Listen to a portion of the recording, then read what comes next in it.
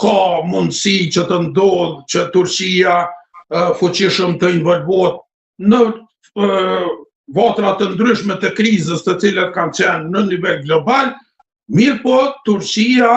e ka dëshmu që faktikisht në momentin që e deklaron një diçka, nuk e deklaron veç ad hoc, sa për me thonun të bëj një deklarim, mirë po është mas një përgatitje shumë të madhe, të cilën e dëshmon edhe me veprime konkrete në teren që ka dëshmu në të gjitha fushbetejat të cilat ka ndodhun, e ku në involvuar Turqia ka pas ndryshim drastik të gjendjes aty në konflikteve apo çfarë do forme me thonun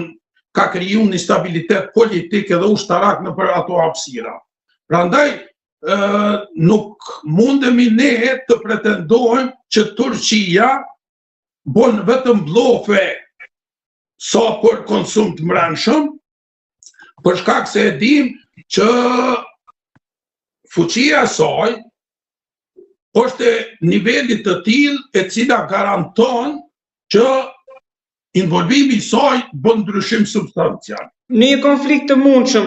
pasi me atë që ju më thatë pak më lart, nuk kuptova që konflikti në lindjen e mesme edhe në epokën e dytë të Trumpit do vazhdoj të jetë i ngrirë, por në rast të një konflikti, një përballje direkte, SBA nga do ta nonte, nga Izraeli apo nga Turqia? Me ju thonë të drejtën për momentin, unë po e shoh që konflikti i nevojitet afërsisht edhe një vit, eventualisht një vit e gjys,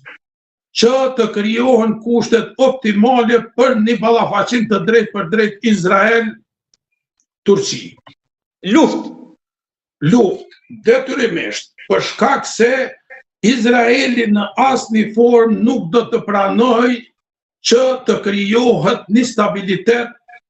politiko-ushtarak në lindjen e mesme. Ajo nuk i konvenon asesi Izraelit. Edhe kapacitetet të cilat për momentin Turqia i ka investu në Siri, nuk e garantojnë ende një veprim ushtarak i cili paraprakisht do t'i dijë rezultati. Për shkak se Turqia, kur ndërhyn dikun, i ka një parapërgatitje shumë të madhe që në një mas të madhe garanton që do të ketë sukses. Pastaj edhe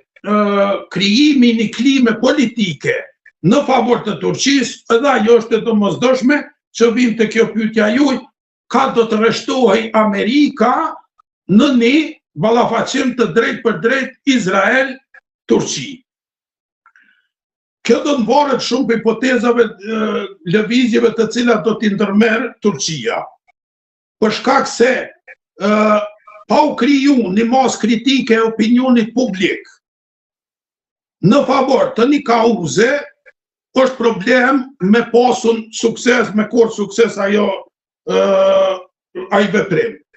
Turqia do të angazhohet në mas të madhe që atë hapësinën të cilën për momentin Izraeli e ka uzurpu mas romjës së pushtetit të Bashar al-Asadit, e që është përposa tampon zonën e cila ka qenë përcaktuar në marrëveshjen e 68-ën, kur ka qenë marrëveshja kur Izraeli ka pushtuar rafshnaltën e Golanit, aty është përcaktuar një tampon zonë e cila ka qenë demilitarizuar për shkak të pamundsu një ballafaqim të ushtrive të dyja shteteve. Atë hapësinë Izraeli e ka uzurpu tash, plus e ka te i kalu për një mas të madhe edhe në një pjesë të Hamës edhe ajo pjesa asaj rafshnaltës, për momentin s'po më kujtohet emri, ju ka afru Damaskut në një distancë që nuk lejon komoditet, nuk i jep komoditet Sirisë që prezenca e Izraelit të jetë edhe më të tjeshme aty. Aty do të krijohen mundësit që qeveria e re e Sirisë të kërkojë detyrimisht tërheqjen e Izraelit prej atyre hapësirave edhe eventualisht të kthehet në rafshnoltën e Golanit, eventualisht do të ketë kërkesë që të largohet edhe prej rafshnoltës së Golanit. Në momentin që do të jenë këto kërkesa, Izraeli jo mi bindun që do të ndërmerr veprime me të cilat do të tregoj se nuk është i gatshëm të tërhiqet për atyre hapësirave, që jep legitimitetin ndërkombëtar Sirisë që të veproj ushtarakisht ndaj atyre hapësirave. Në momentin që prezenca e Turqisë do të jetë e tillë, e cila në një farë forme e eliminon e përsin ushtarake të aviacionit izraelit, për shkak se për momentin vetëm aviacioni ushtarak izraelit në farë forme po i përcakton me thonën hajt fituesit, edhe pse jo në atë formë, po jep një mundësi që Izraeli